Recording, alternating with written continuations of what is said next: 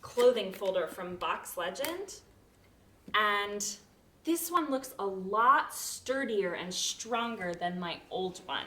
The old one just had a few connection points, so sometimes the clothes weren't really neat and straight. I really have started loving these clothing folders though. They go just as fast as when I'm folding by hand, but they turn out way neater. I just fold like this, 1, 2, 3. And I have a shirt that looks like it got folded in the store.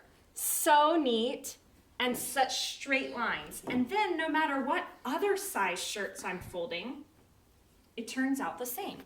So like this one, collar at the top, this is a larger long sleeve shirt.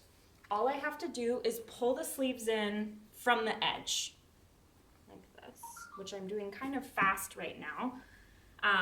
And then again, leave about 1 inch of room at the bottom, collar at the top.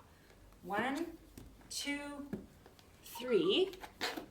Very neat, perfect lines, exactly the size of my first one. So I'm not going to waste any room in my closet. And again, I'm not wasting any time because this is exactly how long folding my shirts takes anyways. 1, 2, 3. Except now, when I get them out of my closet, they're not going to be a wrinkled mess. They all look straight and use my space really well. I love this clothing folder.